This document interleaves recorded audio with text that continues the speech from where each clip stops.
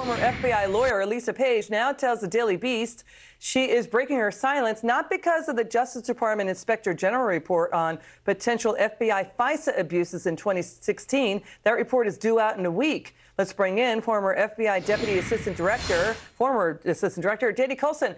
So, Danny, Lisa Page, it's good to see you. Lisa Page claims she's talking now because President Trump mocked her and Peter Strzok 2 months ago at a rally. What's your take?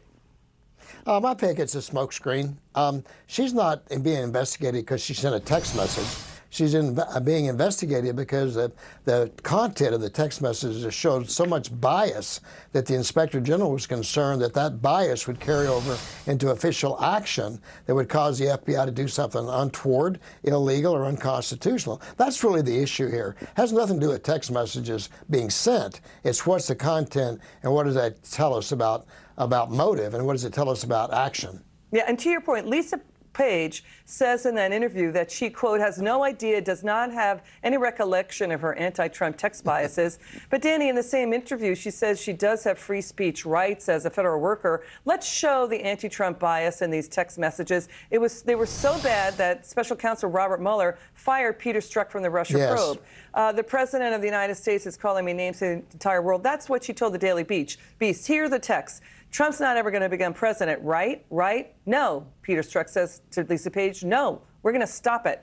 And then Lisa Page texted, OMG, this is blanking terrifying. Strzok texts back, I'm so depressed. Page says, I don't know if I can eat. I'm very nauseous. This is about the election that Trump won. Lisa Page then texts that I bought all of the President's Men, the book. Figure I need to brush up on Watergate. Your reaction? Well, again, it gets back to it's not the text messages, it's the content.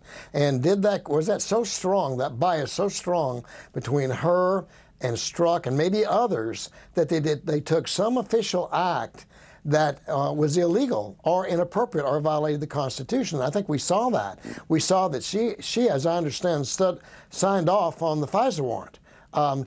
What did she do? Did she look at to see if it was true or not?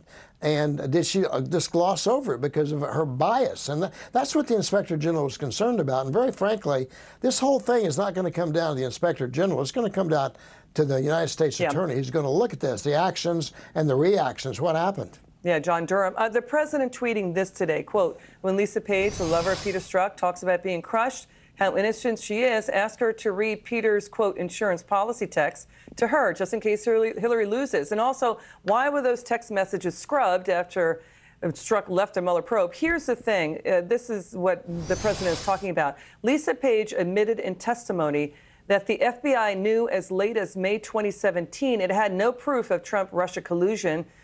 This is even up to and after Mueller was appointed. She did say in testimony that the insurance policy that they were texting about, it sounded like it was the Russia collusion probe. Your reaction? Well, I think that Strzok made the comment that this is a big nothing burger. I think that's a quote. So I think they knew there was nothing there.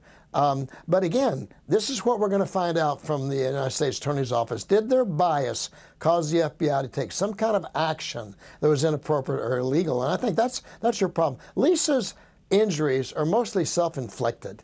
And the fact that they recorded their animus on a government telephone, that doesn't sound like they had much self-awareness there. And I'm sorry it's going on, but it is what it is. And we'll see exactly what happens when the Inspector General finishes and also when the United States Attorney finishes. Danny Coulson, great to see you. Come back soon. Thank you. It's always a pleasure.